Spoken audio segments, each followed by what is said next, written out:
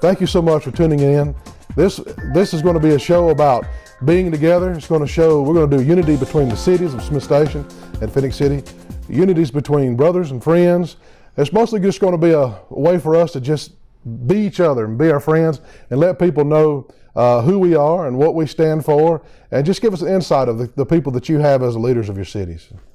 Yes, and as Mayor Copeland has spoken, this is a great opportunity for us to show our communities that we are united.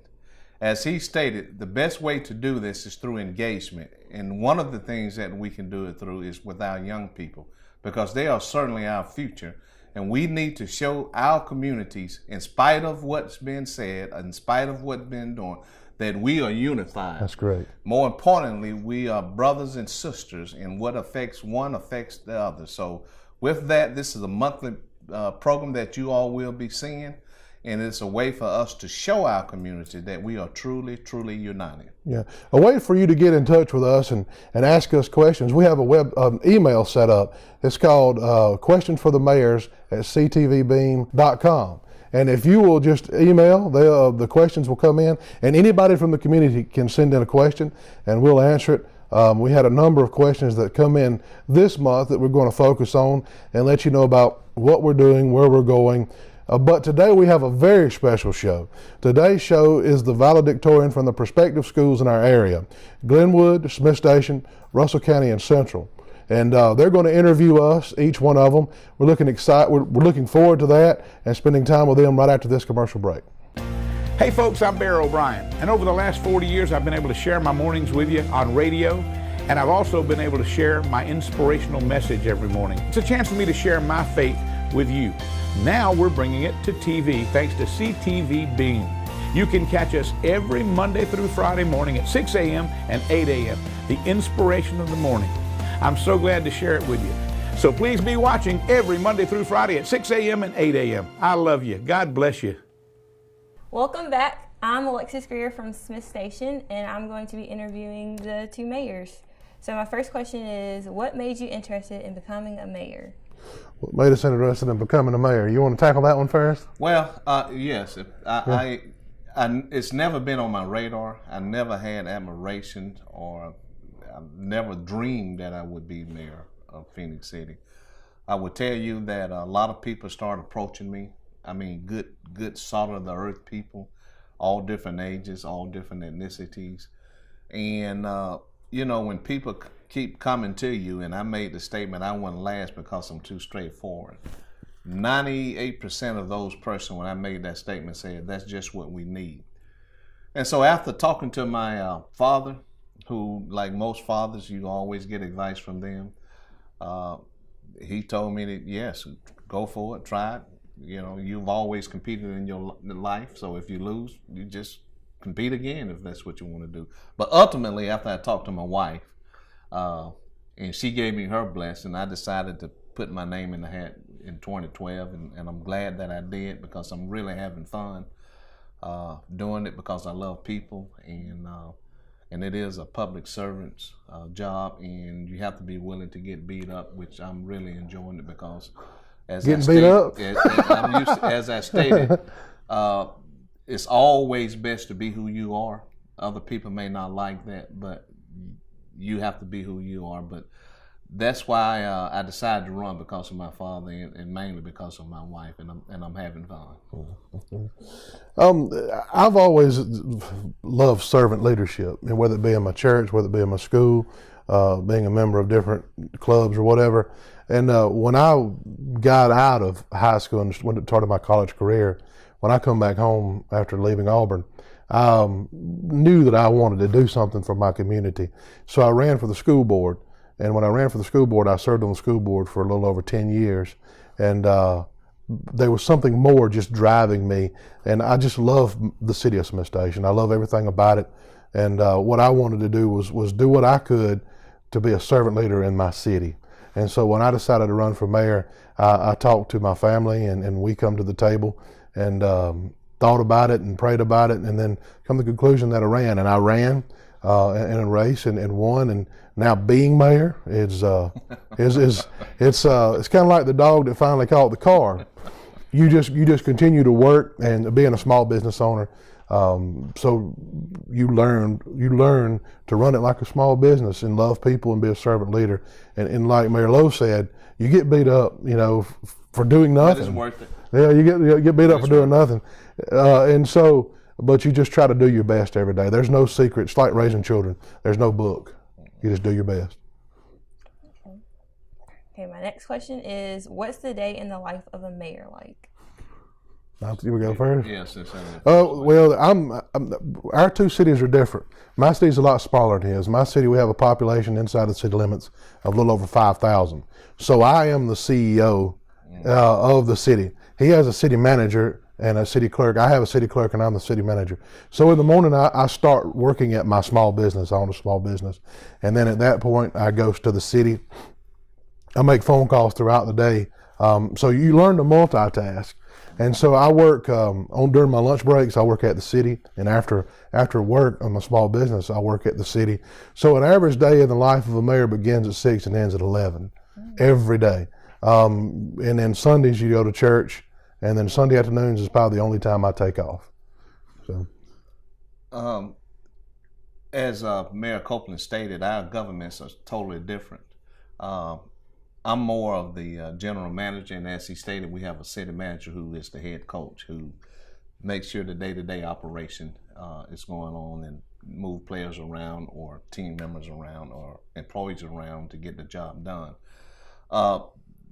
The day for me is I always return my phone calls. You get a lot of calls, and I have to respectfully disagree with well, he is a pastor also, Mayor Copeland. That you never have a day off. Never. You never ever have a day off. You're getting calls constantly. Emails and voicemails and in-office mail. You get all these types of mails, but you have to respond back, because the greatest thing that any of us can do in public service is that you have to get back with people and communicate with them, whether it's what they want to hear or not. But also, 90% of the job I do, probably 90, is reading, because you have to know all the ins and outs. I'm not the CEO. Like I stated, I kind of put the phase on, and I'm the general manager, and the city manager is the coach that runs the day-to-day operation. But I have to know everything that's going on. And as Mayor Copeland stated, it is a business. My approach to the city is that it's a business, because we are stewards of people money. And you have to run it like a business. You have to make tough business decision, as some people like and some don't. Mm-hmm. But you have to take the approach of what's going to be the best from the holistic approach to get the job done. But it's never a day off. It's always calls, and it's always having to go here, having to do that. And you really have to have a heart to do it, because you have to love people to do it. And I will say this, over 100% of the things that my wife and I are invited to, we probably make over 95%, which you have to. Mm-hmm. But it's never a day off, but you have to respond back to people. And the main thing is just tell them the truth, whether they want to hear it or not. Yeah. You learn to communicate well, yeah, exactly. And you learn that every single citizen matters, and it doesn't matter the age. It doesn't matter what it is. If they're 7 or 8, I like to read to the students in elementary school, or if they're 90 and you have to go to their house and give them a proclamation because they turned 90. It's a myriad of things. So to say what is the average day, it would be like trying to just have 100 squirrels and just let them run in different directions.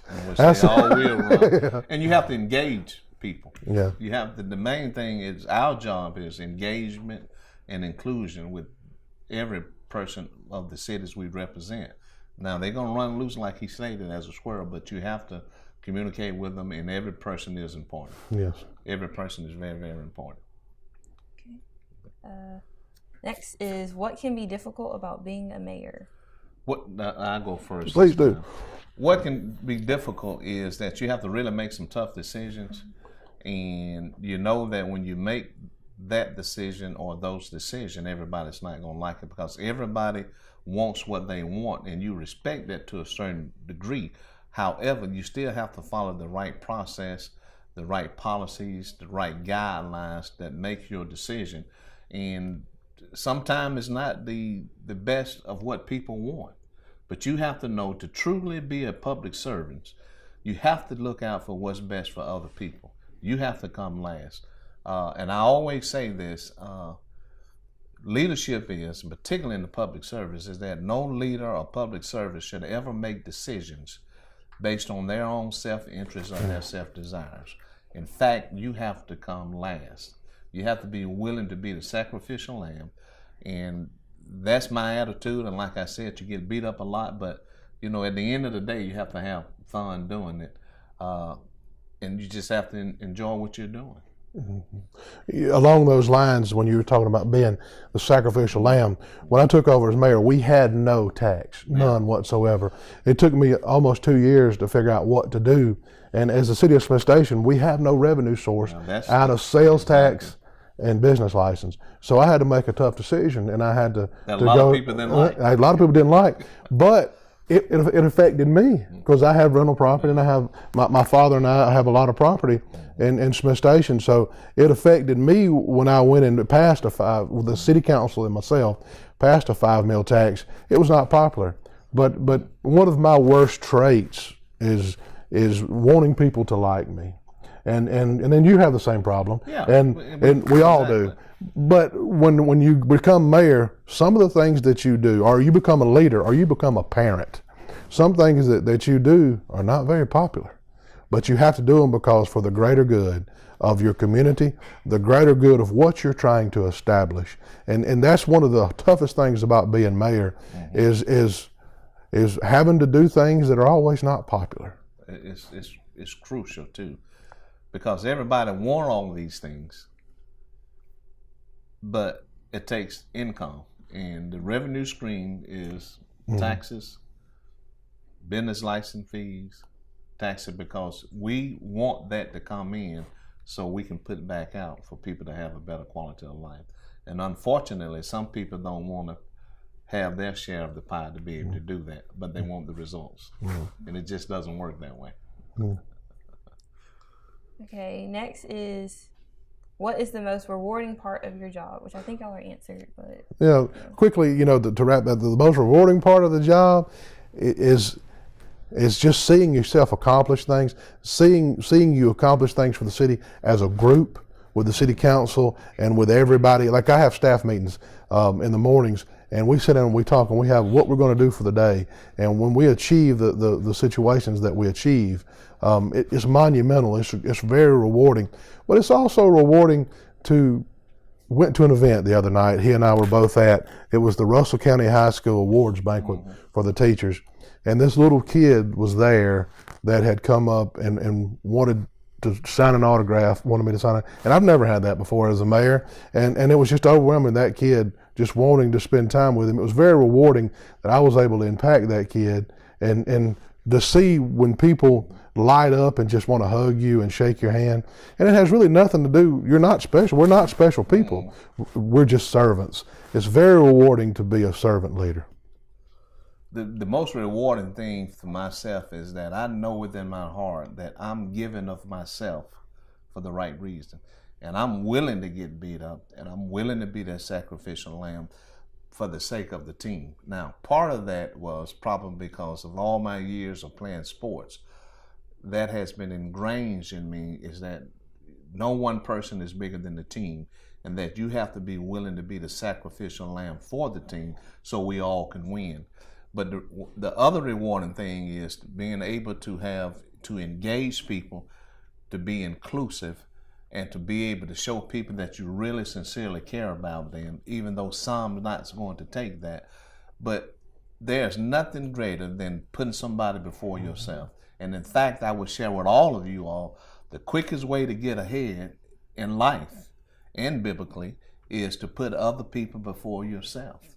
Because when you do that, everything can grow and prosper where we all can be successful. And I'm just crazy enough to believe that you have to put other people first. And that's what I enjoy doing, in spite of some of the things you go through. But it's so rewarding to see how you can help lift other people. Absolutely. That's the most rewarding. It's intrinsically rewarding too. and just loving on people. You have to love people. Loving on people. You have to love people. And the other thing is, you know, I tell people all the time, and people at the city, and they get beat up a lot. I said, listen, you don't have to answer the way someone treats you, but you have to answer the way you treat them. So treat them with respect, love, and put them first, and be sacrificial. And that's the most rewarding thing to me. Okay, when things get overwhelming, what do you do to calm down? I'll let you tackle that one. Pray. I pray, and I always, you have to encourage yourself or talk to yourself or be determined in knowing that you can only do one thing at a time. And I have to literally catch myself, because as Mayor Copeland stated, if you can't do 4 or 5 things at one time, and I don't mean just dropping this and do this, you have to be able to multitask. Because there's so many things that are coming at you, and you have to respond back. But to me, that's the challenging part, and that's the part I really love. But you just have to be able to multitask to do all those things that he stated earlier. You said, how do you relax? How do you get the first thing you do is you pray.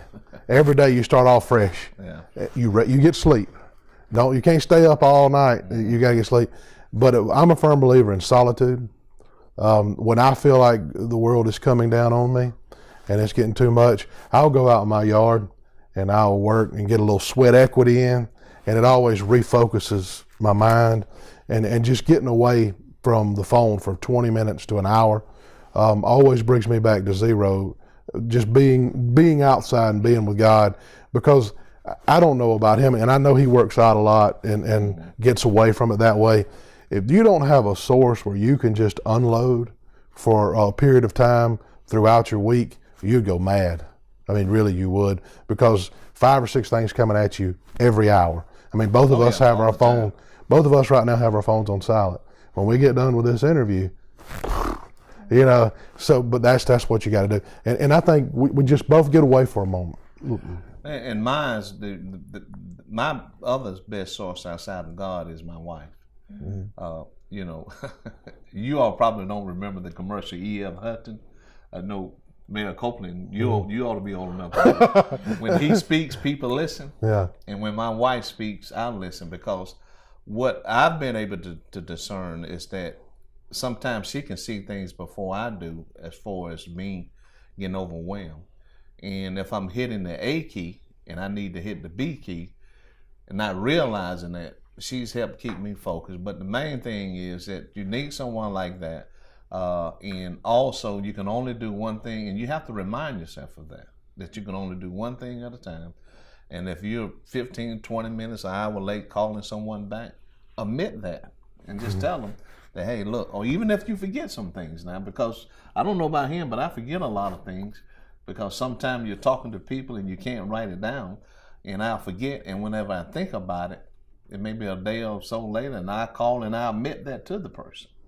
Because it can happen. Because again, you have so many different things coming after you, and even writing it on paper sometime I forget. Yeah. Okay, my last question is, what do you like to do when you're not working? What I do is I work out pretty often. My circle is real small. You know, if I'm not at Bible study or at church or you know, visiting my mother-in-law or at the gym or something,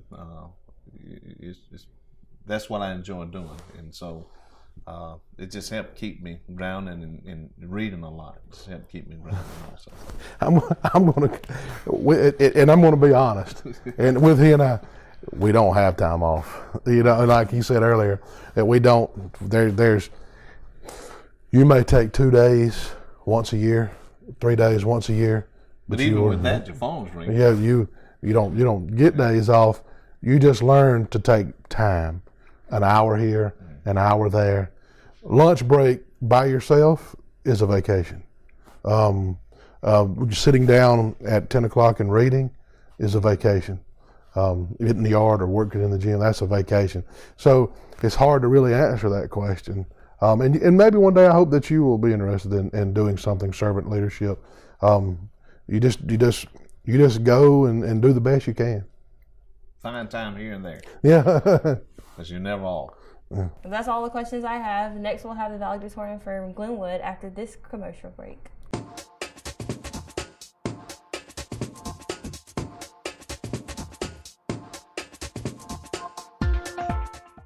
Did you know the Citizen of East Alabama is the state's largest weekly newspaper?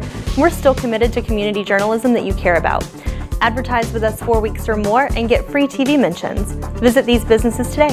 Energy Savers Air Conditioning and Heating Services, Rainbow Foods at 4 locations in Phenix City and Smith Station, Golden Acres Baptist Church on South Railroad Street, Summer Tree Apartments on Stadium Drive, Archery Connection in Phenix City, Terry's Grocery in Smith Station, Master Clean in Phenix City, Riley Heating and Air on Knowles Road in Phenix City, Columbus Diagnostics locations on Veterans Parkway and 10th Avenue, Columbus Hospice Denim and Diamonds Concert, and Clothesman Tour in the Landings in Columbus. Get Thursday's edition in your mailbox or visit us online at citizenofelastalabama.com. Be sure to send us your community photos at news@citizenea.com.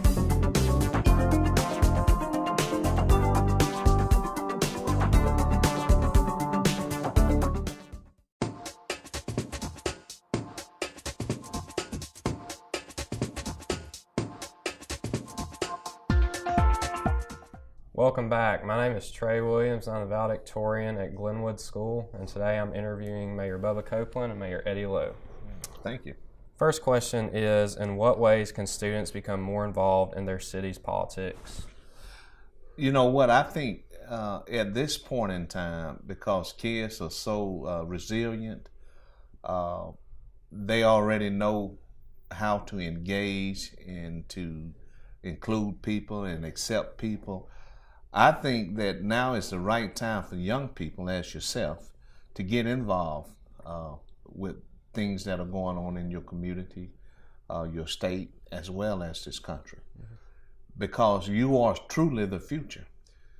Mayor Copeland and myself, I believe that if you draw a bell curve and you start at 0 and the good book say 70, and I think I know I'm on in 35 here. I know I'm on this side, and he may be. I'm not even sure. But we realize that you all going to have to be the ones that help take care of us when we can't make decisions. And I don't take that lightly at all. That's why I like to invest in young people, because I know, Mr. Copeland, you can tell every good teacher you had and every good one, and right. the bad ones, and you don't forget the good ones. But you can get more involved by having a voice. Absolutely. Because, we in these capacity work for the people in our communities, and you all are a part of this community, a critical part of it. So you do need to get involved. I would encourage you to get involved, and I would encourage them that want to grow up to be public servants. But it's critical that you all do, particularly at this point in time in our country. Yeah. For students to get involved in local politics, there's not a greater time than there is now. Exactly. For example, you guys are experts at any kind of social media whatsoever, from Snapchat to Twitter. And last year I had the students of Smith Station design a Snapchat filter for our city because we didn't have one. And so they come up with that, and it wasn't as easy as they thought it was going to be. They had to do a geofence and so on and so forth. But those students did that, and they helped us sell our brand. So when you go to Smith Station now and you're on Snapchat and you click on it, it shows the city logo, which is an amazing thing. So students can get involved on a day-to-day basis. I'm sure at Glenwood there are times, or wherever you're in the city, and you wonder, why is there trash on the side of the road? Or at Glenwood you say, why are we having to eat this for lunch or whatever? And your voice counts. It doesn't matter how old you are. How old are you now? 17. You'll be able to vote next year. Mm-hmm. So your voice will count even more then. So to get involved, email your mayor, email your county commissioners, email your state representative, email your house member, whoever you may want to email. Those people will respond because they do listen to every single person. And I would encourage you to even call them. Yeah. and get involved and set up meetings with them and keep them accountable. Yeah. And I always tell people, I love nothing more than, when people want to put you on the spot, because it gives you more of an opportunity to show you how authentic you are. Yeah. So you all have a powerful voice. I mean, just follow the right process, always be respectful, but also keep us in public service accountable. Yeah. A lot of times it's said that, students don't feel like they have the voice or whatever. But let me tell you, anytime a kid like of you guys' age, the students today, if they message me, they get first attention, because obviously there's a serious issue that they want to talk to me about for them to want to reach out to me. So absolutely, get involved now. Any student that's watching this, get involved. Next question is, what can Glenwood do to become more of a part of your cities? What can Glenwood do to become more a part of our cities? Volunteer. Y'all have student government associations. Y'all have Beta Club and stuff like that. No school that is part of this today, the Mayor Show, is an island in and of itself. Even though we have rivalries between Smith Station, Central, and Russell County, and Glenwood, that at the end of the day, we're all Alabamians. We're all Americans, and we're all people that are wanting to make what's best for our state and our cities. And so Glenwood can get involved by just volunteering. I know this year we had a citywide Dr. Martin Luther King Jr. cleanup day, and the student government for Smith Station and Glenwood were both there, and we picked over 3 tons of trash up with you guys' help. And there's a lot of other ways as well. We have summer intern program at the city that we had several Glenwood students register for. So yeah, please get involved. Glenwood has a place just as much as everybody else. A lot of times we just need someone to reach out and say, what can we do? Y'all decorate City Hall every year, Glenwood does, and Smith Station decorates the outside. So we already have a great relationship, and I look forward to continuing that. Well, as Mayor Copeland stated, the main thing is getting involved and doing volunteer work. There's always things that young people, they're very resilient, very smart, smarter than I was at that age. So you all are already creative. So I would try to find little niches and things to do that would, first of all, be inclusive and engaging for the entire community, and come up with things that could help lift the entire community by maybe helping unfortunate people in our community, or doing things as clean up, just doing things that can help brighten and raise the community level, but mainly from an inclusive standpoint, because I'm telling you, young people have the opportunity where older people will follow them, particularly if you're doing it for the right reason.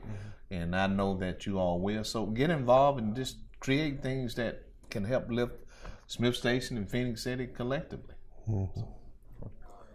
Would you encourage students to be involved with their schools, student government association, or other clubs and societies to gain experience with politics? Yes, I would. Because again, it's a public servant position. It can teach you how to give of yourself. I think everyone needs to know how to do that sincerely, without jealousy, with the understanding of lifting their community. But yes, I think that they should get involved with that, because the principle of it is being public servants. And as I stated, I believe that they can learn how not to be selfish and jealous. I'm an ex-athlete, played at the University of Alabama, played for Coach Bryant, and one of the major, most important things that I learned, now my parents always instilled in us and taught it, but when I got there, it raised it to a higher level of how not to be jealous. So when you're in public service, it's never about you. It's about the people that you are responsible for, and you shouldn't take that lightly. So yes, I would strongly encourage them, because it's a great way to teach integrity, character, and morals, and we certainly need that more so now than we ever have. Yeah. Along with the lines that he was saying, I started in Student Government Association when I was young, when I was your age, and I learned a lot on how to be a servant leader, how to give of myself, different areas that service needed, and I also learned the areas that I enjoyed serving in, and I tweaked those and got to where I enjoyed those. But one thing that Student Government Association and being part of those groups help you with is how to work together. I don't know if you've had the opportunity to go whitewater rafting yet down in the Chattahoochee, but if you go whitewater rafting and you're in that boat, you learn, you learn that when you're coming to that rapid and the guide says row, row, row, forward, forward, forward, you had better be going forward. And if you're not, you will be out of the boat, and everybody will be out of the boat. So it teaches you that, and that's the same thing with Student Government Association, that you have to work together for a common good. And your brand is Glenwood. Your brand is Alabama. Your brand, the state of Alabama. Your brand is the United States. So it teaches you to work together for the betterment of the Student Government Association of Glenwood. And so, yeah, please be involved, because it teaches you what it's like to be part of a greater good. Last question is, in what ways would you like to see students become more involved in your cities? You know, I would like for them to challenge me for the things that they would like to see get done or to be done, providing that it followed the right process of being respectful and thinking of others more than themselves. But I like for people to kind of challenge me to do greater things for the whole. And so that's why I stated earlier, make calls, come see us, talk to the representatives, talk to the council member, talk, and just keep us accountable. But we need that, because what we have to realize that, as I stated earlier, you all are our future. Absolutely. And you all have more creative thinking than I do. I can't speak for Mayor Copeland, but I already know that you all have more creative thinking than I can probably ever have. So we need them to challenge us to think outside the box. Yeah. One thing you'll learn about being a leader is you surround yourself with successful people, and it makes you successful. So when you ask how can we get involved with our cities, I want young people involved, because, as he said, it's a fresh approach, it's new ideas. Because I would be willing to bet that any one of the valedictorians today have said, my city is boring, my school's boring, I wish there was more to do, I wish there was things to do. And that's great ideas. But don't ever come to us or anybody with a problem unless you have an answer. So if y'all want to get involved on any situation, come and say, hey, Mayor Copeland, Mayor Lowe, I'd like to talk to you about the need for a water fountain on the walking trail, wherever. Then you come to us, why do you need the water fountain? For hydration, so on and so forth. And you've come up with an idea, you've seen it. We can sit down then and come up with ideas. So yes, get involved, because when you're in the day-to-day grind like we are, sometimes all you do is look at the center hubcap. You don't look at the whole wheel. And we need people to keep us accountable. Exactly. So for young people to get involved is a great thing, because you guys have fresh approaches, kind of like the Snapchat filter. I don't use Snapchat, don't know how to use Snapchat. What is that? Yeah, what is that? But I do understand that a filter is very important for a student, because it lets people know where they're at. And so I didn't know what that was. I was educated on what it is. So yes, we need you guys. Yeah, by a young person, absolutely. A high school student. So yes, we do need your ideas. Well, thank y'all so much. Thank you, Mr. Weed. Well, thank Up you. next, we have valedictorian for Russell County High School.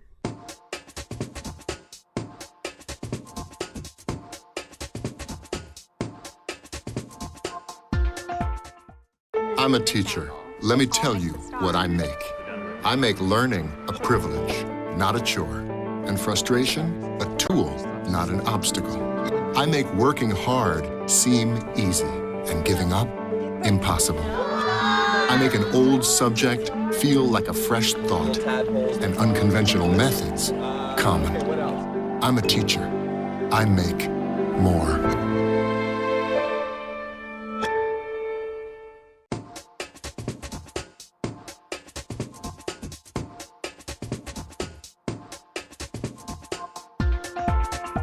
Welcome back. My name is Kalia Hargraves, and I'm the valedictorian at Russell County High School, and I'll be interviewing the two mayors. My first question is directly for the Phenix City Mayor. So, being so close to such a large city, Columbus, what steps have you taken to set Phenix City apart and compete with that? Well, one of the things we've done to, first of all, we tried to establish a relationship with them. a wholesome relationship with Columbus, because a lot of people may not admit this, but Columbus needs Phenix City and Phenix City needs Columbus. One of the things that we can, or that we are in the process of trying to, I don't want to say differentiate ourselves, but to do something that Columbus, it's probably harder for them to do, and that is to take advantage of our side of the river. I've always stated, as other council members, is that we have the virgin side of the river. That's the huge potential that we're focusing on. Unfortunately, it takes a lot of money and it doesn't move as fast as you would like to. But I will say this, and I believe this wholeheartedly, it will come to fruition that we will be able to have more venues on this side of the river because of the version of the river, as we say, than Columbus. Because when you take from the amphitheater always to where the old brickyard used to be, that's about 9/10 of a mile. Then we're very in the embryonic stage of looking at some things, how that could be extended, and with the area of having 87 to 90 acres, that we have a plan going forward that could be exponentially great for this region. That's something that we really need to have to happen now. Whether I'm still mayor or not, it doesn't matter who gets the credit, but the key is that our jobs, or whether we still mayor or not, is to put things in place that will hopefully become fruition, that will help lift the Phenix City, Smiths, and Columbus, because we are truly one region. But I think, and the mayor of Columbus has stated the opportunities that Phenix City have, and I think if we can focus on that, we can really be, we can differentiate ourselves. I'd like to answer that question on my behalf, as far as being the smaller brother to Phenix City. And a lot of people don't realize is that Phenix City and Smith Station touch in a lot of areas. And so to have a working relationship with Phenix City is important, very, very important. And the only time that the competition needs to happen is on the baseball, softball, football fields, and it needs to be, that's the only time the competition needs to happen, because we're a teenager, the city of Smith Station. We're only 16 years old. These guys are old guys. They're over 100 years old. And Columbus is even older. And so I'll be willing to tell you, every week I call him, at least once a week, what would you do in this situation? What's your thoughts on this? He'll call me and say, what's your thoughts on this? And I say this, and I'll say it again. A rising tide floats all ships. Columbus, Phenix City, Smith Station, we're all one region. And we need each other. Yeah. And the quality of life for you guys is, you may choose to go eat in Columbus, you may choose to eat in Phenix City, or you may choose to go out to Smith Station and eat at one of our restaurants. But we're all in this thing together. And so that relationship is pivotal, very pivotal. It's mission critical for the big picture. And when you paint yourself out on an island by yourself, that's when you're in trouble and nothing happens. How do you plan on working with the school district on things such as ACT scores, SAT, so forth? Well, the best way we can do that is to keep encouraging, promoting, and even giving money to our school system. I will tell you, you have to be very careful because of the different entities. You don't want to cross, because it's an autonomous board and the city is autonomous. But the best way to do that, to help them achieve those goals, is to be able to promote them. We give them financial, we give them money, but we're also at events to help encourage and help promote the superintendent, because we have to, and we have a great superintendent here in Phenix City, and I'm hoping that he's here another 20, 25, 30 years, because he's done an amazing job. And the best way for us to do is to help with test scores, is to allow him and his staff to run the school system, because it's an autonomous board. But the main thing we can do is keep helping from a financial standpoint that will help them reach the goals that they have set, which is real important, because the school system in Phenix City, it's probably like this in all cities, is only a county. It's only as good as the city, and the city is only as good as our school system. And the reason why it's so is that we as the city, when we go out to recruit, they're going to question how is our school systems, because most businesses wants to know that before they locate here. So it's very mission critical that we continue to support them, mainly from a financial standpoint, because we don't want to cross that line to get into their day-to-day operation, because we trust the leadership, and you have to trust the leadership. One thing that you got to look at the scenario here, we have 2 county schools, a city school, and a private school. So that question is very difficult. As far as the city of Smith Station, we do not have a city school system. So we cannot financially support the county school system. That's called commingling funds. And that will put you in prison. That will put you in prison. So his point, what he was saying on the second part, is by support is key. For example, every time I'm invited to Glenwood, for this year they had a reading parade at Glenwood, and they invited us, and we went out there. I went out there, and I was in the parade, and I think I toted a book about a mayor and got to meet people, and I was promoting reading and literacy. I do that for Smith Station, as well as go speak to the leadership classes. Just being there for the schools and letting them know that education is important, because I truly 100% believe education is freedom. Education is freedom. Education is very, very important. There's 2 things that people can't take away from you: your education and your faith. Everything else can be taken away from you. So the most important thing in the world is education. So by promoting education in our cities, making it initiatives, he has scholarship offers. Yeah. I'm working to get towards scholarship offers, but we have different dynamics with private schools and public schools and county schools. Main thing is support relationships, and be there.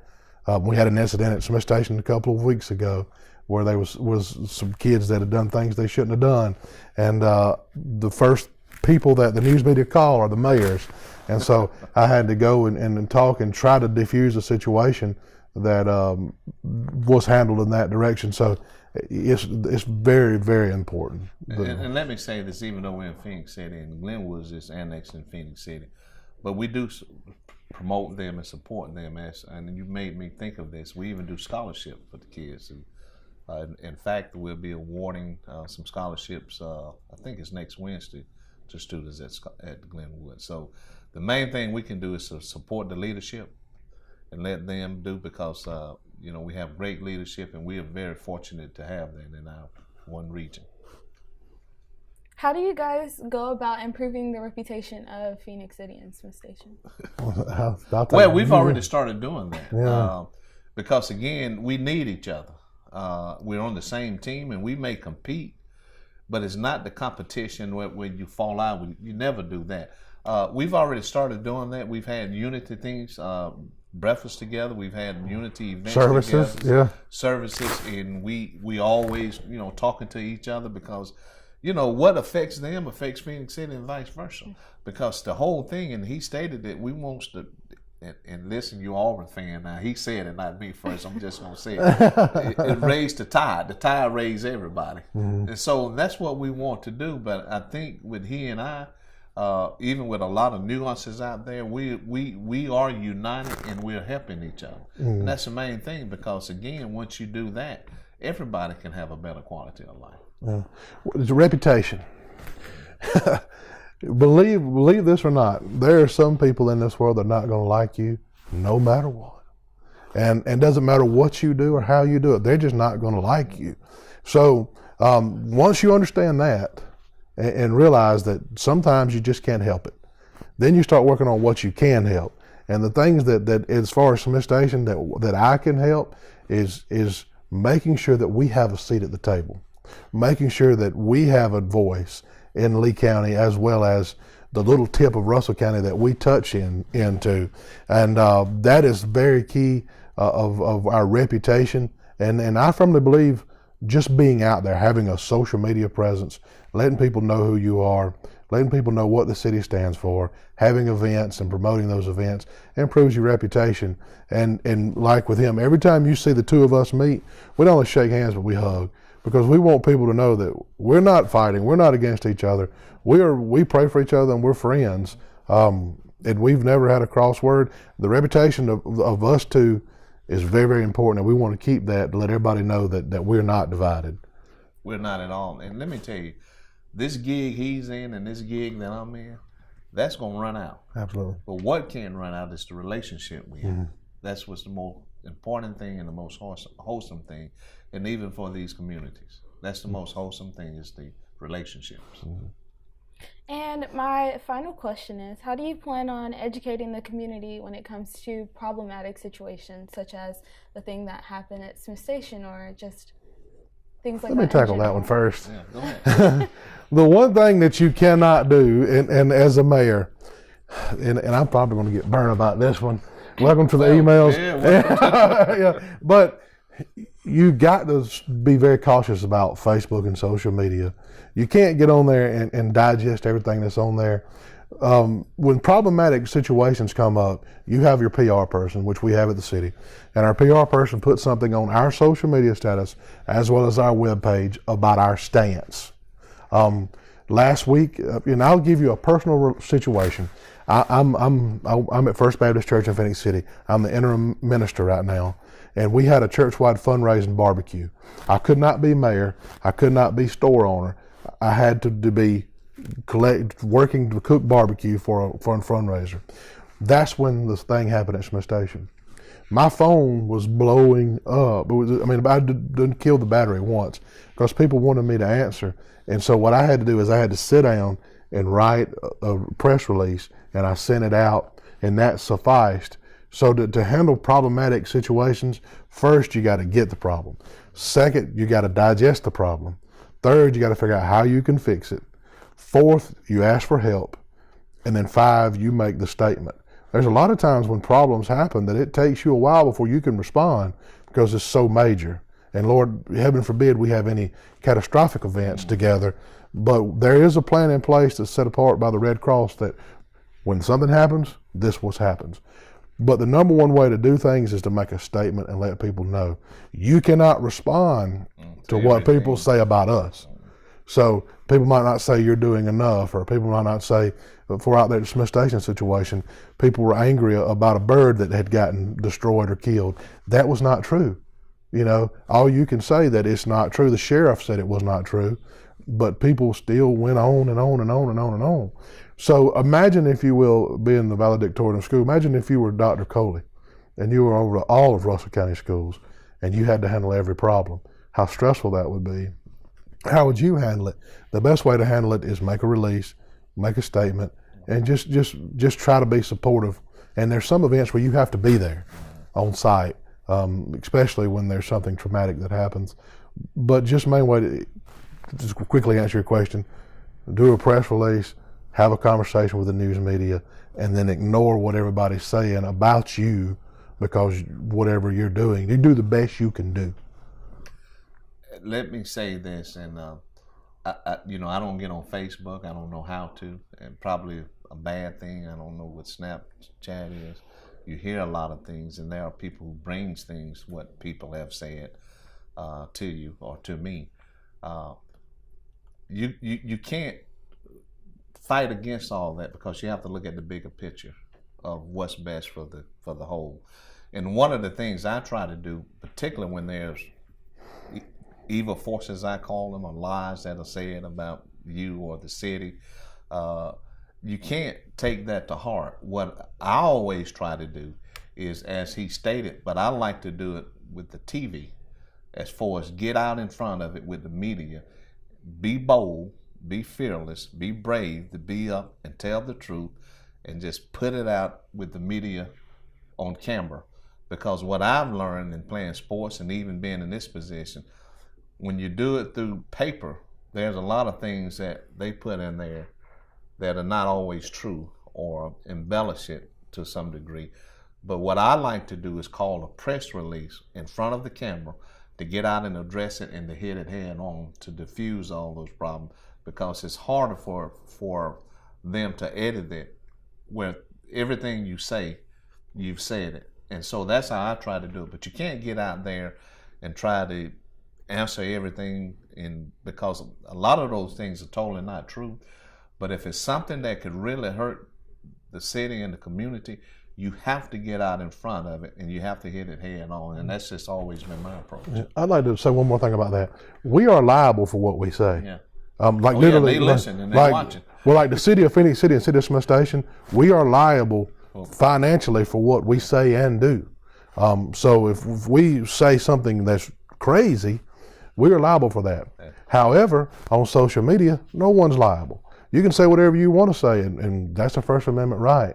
So you really have to be cautious about what you say and how you say it, because we are liable for what we say financially, as well as reputation, as well as the city, whatever. So if I say something about what happened last Friday at Smith Station, and then somebody comes back and says this, that, and the other, I can't respond because I'm opening myself up for liability. I can't do that. So that's one fair advantage and unfair advantage we have, because Facebook sometimes is a clearinghouse for people saying whatever they want to say. And knowing that they can get away with it. That's right. And get away. But we are liable, and at the end of the day, your credibility for the city and yourself and your name, that's all you have. That's right. And when it comes to that, people trying to destroy that, you have to really push back with integrity, character, boldness, and fearlessness, because we are responsible for every citizen of this community, and we don't take that lightly. And we can ill afford to allow a few people to get on Facebook and say things that could hurt this community. And myself, and I can speak for him, we just refuse to allow that to happen. I'm not, as Benjamin Franklin said, don't lie down with dogs, you'll rise up with fleas. And I just don't believe in laying down and getting involved in something that's filthy or dirty, talking about somebody else. Yeah. So, the reputation. That's all you have. Yeah. Well, thank you guys for allowing me to interview Thank you.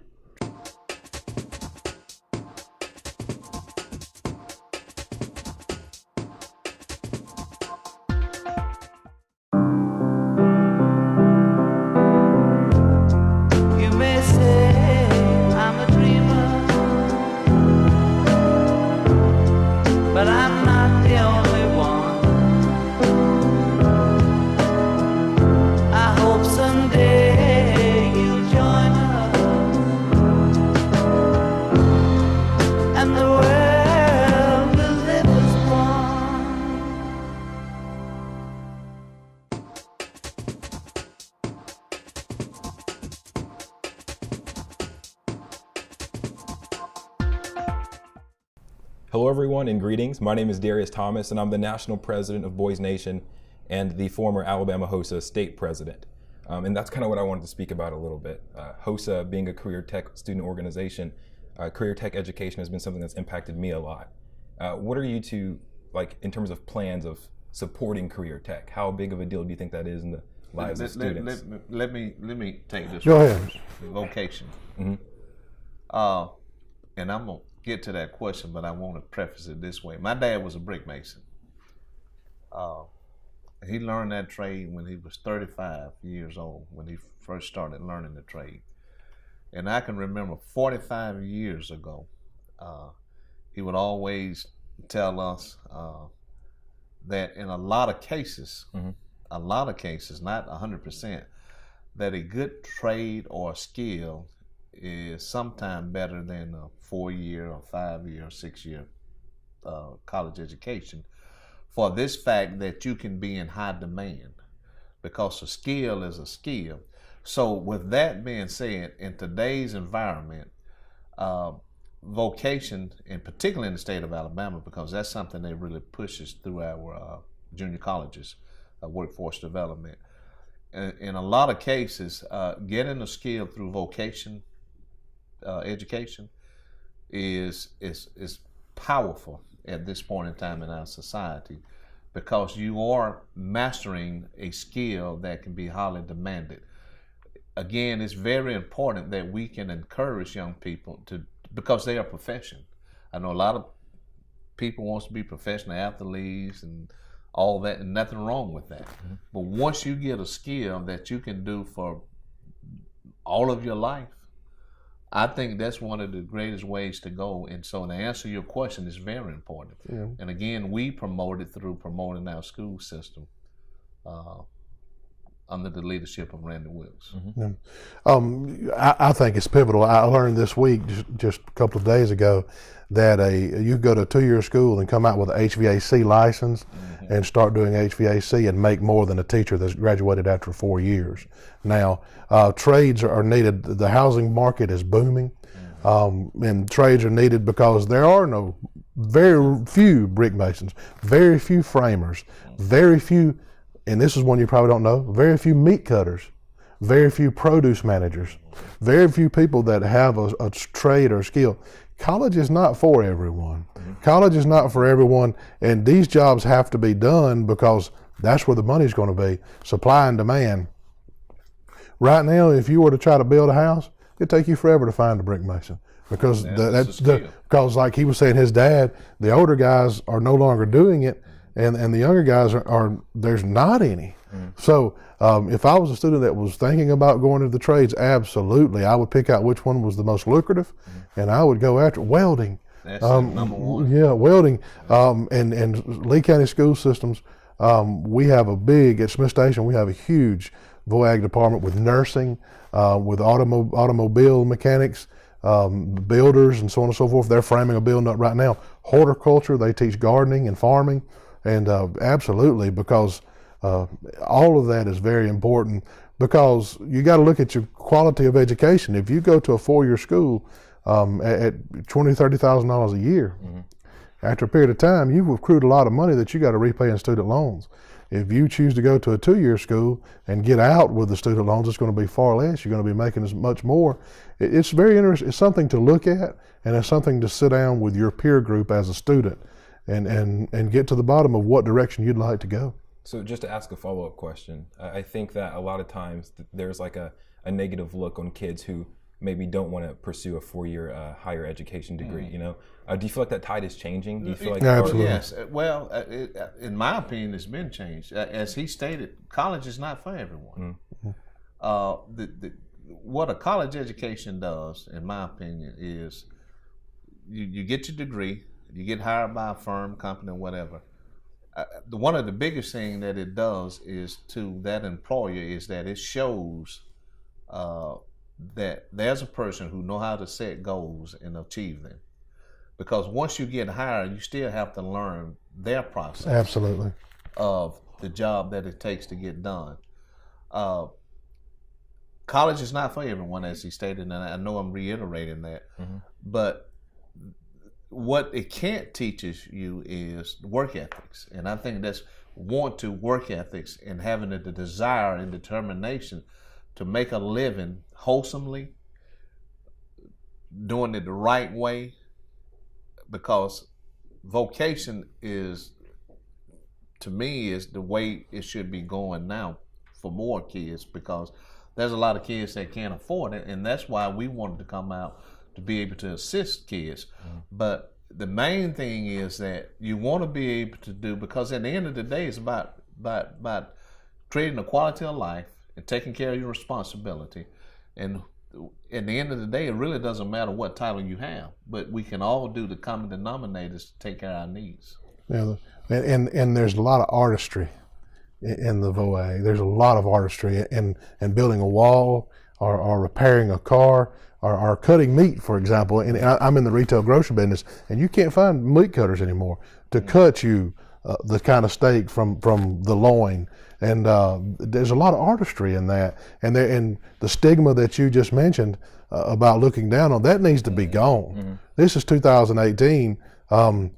There's nothing. The sweat of your brow and a hard-working man that won't change is what made this country, and what made the city of Smith Station, what made Phenix City. It's great to have a college education, but it's also great to have an honest day's work for honest day's pay. And well, hopefully we can teach more want to in whatever you want to do, and determination.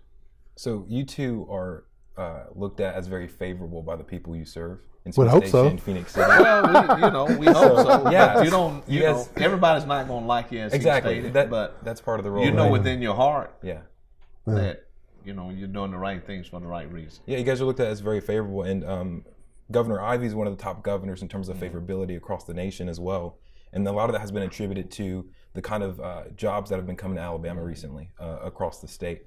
What are your roles as mayors to try to entice companies to get those companies here? You know, let me take that one first, if you want. We're 16 years old. Yeah. We're the teenager of the group.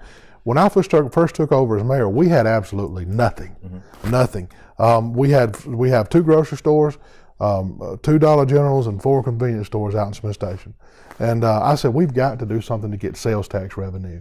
So, me being a small business owner, I said, sometimes you just have to make things happen. I did my research. I called other cities that were my size, asked them for advice. Then I began to email. I made a point to email 5 companies every week.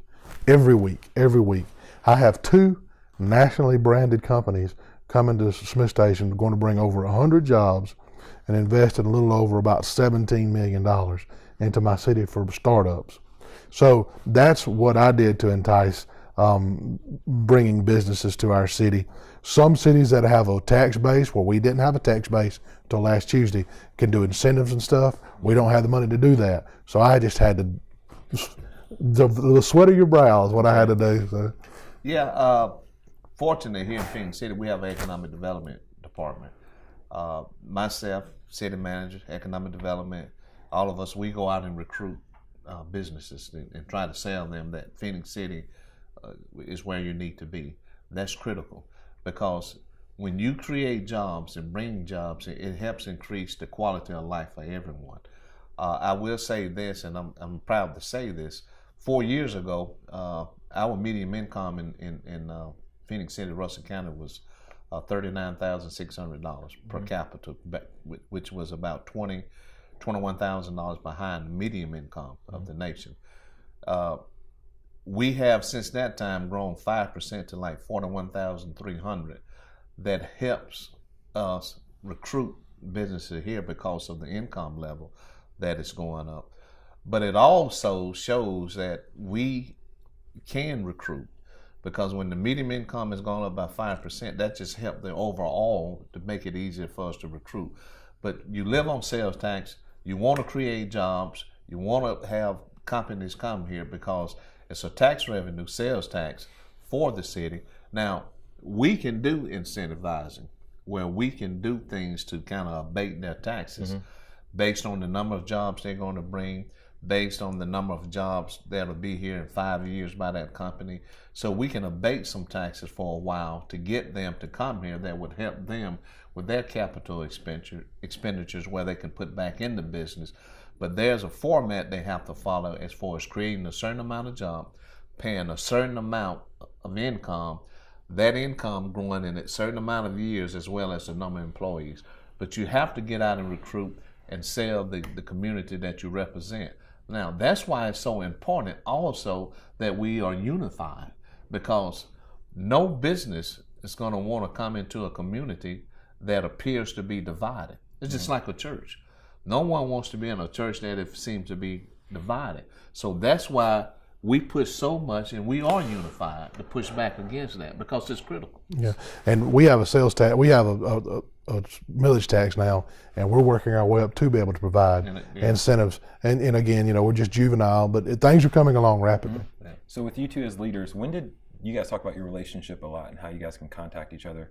When did that relationship start? Well, we've always known each other. Yeah. But once he became mayor, he reached out, and we said, listen, we need to do this because, again, it's about the whole. Right. And we need each other. Well, so why not use that to help raise the tide here? Well, when I was in Alabama, when I was little, I was an Alabama fan. And I used to watch him play football, and he was like one of the greats, But the Bible says when you're a child, you thought as a child and reasoned as a child. When I became a man, I decided to be an Auburn fan, and we still love him. No, I'm just giving him a shot. But he's been my banker my whole life, and I knew him from CB&T. Yeah, it's been a while. And we would speak to each other, and then we fellowshiped together several times before either one of us become mayor. We have a unity service that's put on by Franchise Baptist and First Baptist, and so we would worship together and pray together, and then he become mayor and I become mayor, and it's just grown more so now. Okay, so I'm very interested in politics. I'm very interested in government. And I kind of know where that all started for me, but like, was there a part in your life when you're like, I'm interested in government, I'm interested in politics, and one day I'm going to be a mayor? For me, it was not. Right. As I shared before you got here, is that it never was on my radar. Okay. I never had the desire or the admiration, or if you had told me 7 years ago I would have been mayor, I would have said you're out of your mind. But I am so thankful that it happened. I believe it is ordained, and I'm having fun doing it because I love people. And the thing is, as I shared, I don't know whether you were here, when you get into that, no leader should ever make decisions on their self-interest or their self-desires. It has to be about people. You have to be willing to be the sacrificial lamb for the sake of the whole. Yeah. And I'm glad to hear that you wants to get into that, because you can make a difference if you're doing it for the right reason. Well, I was like you. When I was young, I wanted to get into politics. I wanted to make a difference. And because I wanted Smith Station to be more. I was born and raised in Smith Station, and I'm a patriot of Smith Station just as well as I am the United States of America, like he is Phenix City. But I had a lot of heroes, that I wanted to emulate, and Dr. King was one of those, and Theodore Roosevelt, and some of the thought processes that they come up with, and I wanted to try to be a leader like them. And then when I got involved, people just enjoy strong leadership, and I'm sure you can tell that, because I can tell by the way you carry yourself that you're a great leader in your school. So. I was young, and I enjoy politics. I don't know how long I will go, but I could give you some advice. Every step that you take, it needs to be guided direction, because you got to get your reputation, you got to get your name.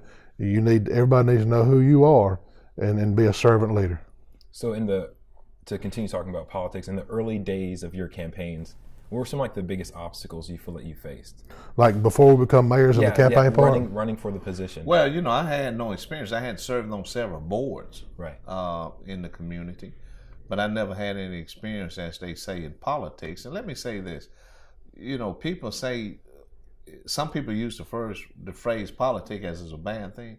No, it's not. It's a great thing, because, and I would encourage you to read the book Profiles of Courage, John F. Kennedy profile, because it takes special people that wants to do that, because you will get hammered, you will get beat up, but you have to know that it's for the purpose of making a difference, and you can make a difference. But I had no experience. Like I said, it was never my desire or goal. I'm glad it happened, and I'm really having fun. So I had to learn how to campaign and how to raise money. I didn't know any of those things. I didn't have a clue. So, but you learn very quickly, and everything we do in life, we were taught to do it. So, you have to sometimes get pushed in situations to learn quickly, which is sometimes the best way, and that's what I did. But I did know this, is that the common denominator is it has to be about putting other people before yourself, and that won't change. To answer your question, it's very complicated, and politics have changed a lot in the last 10 years. One thing is, you've got to determine how bad do you want it. You got to be able to eat it, sleep it, taste it, and if you want to be whatever you want to run for, you're going to have to outwork every other person and make sure that your points are good. Then you have the fundraising part, it's hard to ask people for money. It's very hard, but in order to have a campaign, you've got to raise money to afford signs and news media and so on and so forth. But then next, you're going to find yourself the only one that's on your campaign sometimes. You'll have a group of people that'll help you, but when you go door to door, it's tough. It's very tough. I got bit by a dog, stung by bees twice, door slammed in your face, and it's very, very tough. But you guys are very fortunate. Younger people, young men and young women that want to be politicians, you got social media, and Facebook, as much as sometimes it drives me crazy, was the key to getting my point across and getting it out there. Okay, so you mentioned the word patriot, being a patriot of Smith Station in America, and then you mentioned how politics can kind of have, some people have kind of like a negative look on that word. Where do you think the level of politics, being a patriot of the country, being for young Americans especially, what do you think that is right now? And how do you feel like, if you feel like it's a negative way, how do you feel like you change that? Well, I think right now no one trusts governments. But you as a person have a chance to change that image by being wholesome, having integrity, having character, and having morals. So at the end of the day, and I always say this, and I wish they could start teaching it in school, is to teach more morals and integrity and character and just to teach all of that, because to me that's the foundation. But people don't trust government, but I look at it as this way. It gives, because I'm in it, it gives a chance to really show people that it's not that way. Now, everybody's not going to believe it. But as you keep pecking away and showing it, and I always say the cream rises to the top. So you stay on the course, doing it the right way, it'll eventually, you start winning some people over or more people over. You're not going to ever get all of them, as he stated. But you have to always have those ingredients, and people will begin to see that. And you can do little things like returning phone calls back or responding to people as soon as you can to start building that trust. Well, that's a very interesting question. And I'll try to elaborate like this. If you'd have told me 20 years ago that I could put a device in my pocket that would tell me anything that's ever happened in the world, I'd have told you were crazy. There's no better time for you as a voter to be educated. That is what's wrong with politics. People vote by name, or they vote by race, or they vote by party, or they vote by sex. They vote by. Educate yourself on who the politicians are, and then vote, and then inform the people that you're surrounded by. You need to vote for ABC, because education is freedom, as I said earlier. Education is freedom. So to correct politics, people need to study and understand what the candidates stand for, and then call the candidate. Because on every flyer, every webpage, the candidate's number's down there. Call the candidate and say, "Sir, what is your thoughts on different stuff," or whatever. Ask them those opinions, because that is pivotal. For us truly to get our politics back, we got to start voting along what we stand for. And there's not a better time than ever to do it now. And with people that have character, integrity, and morals. Now, people, every day we're tested, some way, form, or fashion. And it's the little things that you can watch by people to tell where their values are. As he stated, that's what you really need to hone in, and you can get that by talking to them, because they will say something that will trigger really what their values are, some way, form, or fashion. So what I always tell people, you can't take everything you see on, what is it, Snapchat? So I'm learning this. And Facebook, you need to investigate. Right. You need to learn to talk to that person yourself and try to discern what type of values they have. Are you 18? Are you voting this time? Yeah, I'm a registered voter. So you have a state race of Ronnie. Are you in the county or city? I'm in the city. So you have a race with Alfred Hardin and just Sponica Sparks and other people. Have you talked to any of those candidates? I haven't, no. Okay, that's what you need to do. You need to figure out what they stand for. And the values. You have the state race that you're going to be voting for. You need to call those people up. Values. Especially you being the valedictorian of your school, you've got all 18-year-olds at Central High School that you could say, vote for Eddie Lowe or vote for Bubba Copeland, because. So, yes, contact those people. Have an audience with them. Say, can I have an audience with you for about 10 minutes, just you and I? And then sit down and figure out what their things are. Because is this your first time voting? I voted for the first time in the Senate primary. Okay. So when you go vote in June, do you feel like you would be educated enough to cast a vote for the people? I do, yes. That's okay. And that, if you know what they stand for. So don't ever vote without doing your studies. That's right. Values. Yes, sir. So I don't know how much time we have left, but I think I've been talking for a while, asking you guys a lot. But I guess for a final question, this is my first time meeting you, and I've met you, of course, on multiple occasions. And something that I think I've seen through being on this interview right here is that faith has kind of an impact on your lives, a big impact on your lives. And so I would ask, how has faith impacted your leadership? If you'd like to answer that. Listen, that's my foundation. Amen. That's and I'm, a lot of people say you don't mix government with no. It's just you cannot have a good government, a good city, a good county without putting God first. Now, and I say that, and I say it openly. I mean, there's just certain things I'm gonna draw a line in the sand on, but my faith is the key, because how in the world now am I going to be faithful and honest to you if I can't maintain a high level of faith? Not saying I'm perfect, but you can never ever deliberately do something wrong knowing that it's wrong. You can make mistakes. Mistakes are not knowing. Mistakes are not when you get caught doing something you've been doing, what you've been sneaking around to do. And when you get caught, you say that it's a mistake. Because if you knew what you was doing, because you were sneaking to do it. So why do it? But the key is my faith and my spiritual value is very important to me. And I'm not ashamed of that. Anybody who knows me know that. And that's the foundation. Absolutely. I mean, you can spend 10 minutes with a person and you can tell their character. And if you talk to them long enough, and I tell people all the time, you're the only Bible that some people will ever read. And I'm a firm believer that your faith has a lot to do with running a city or running a business or whatever, because Jesus Christ himself was a servant. But I also want to throw you a curveball, and I want to throw him a curveball, and he knows this. When you take the oath of office, you're sworn to uphold the Constitution of the United States, so help you God. The Constitution of the United States has to be important, not just as much, but it has to be as important as anything else you do, simply because you're protecting the rights of the Constitution. So yes, my faith has a big deal, but I'm sure you realize that we were under attack from a place, a entity out of California last year for prayer at the football game. You remember that? I do. And as the mayor, I was asked to take a stance on that.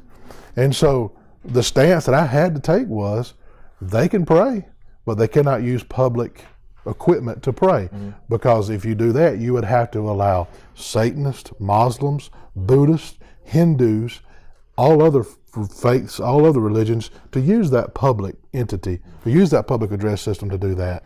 That's upholding the Constitution. Now, they still pray at the Smith Station football games. They still do, and the girl uses a megaphone now to pray. That's how you do it. So yes, my faith holds a big deal. I pray every morning. I pray before every council meeting, before we go into session, and it's a huge deal. But you also got to remember that your oath is to uphold the Constitution and the separation of church and state.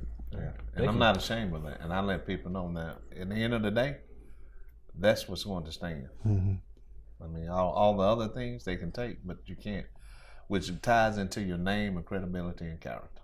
You have to fight for that. Thank you, guys. And I don't take it lightly. Thank you. Thank you. Thank you. Good job.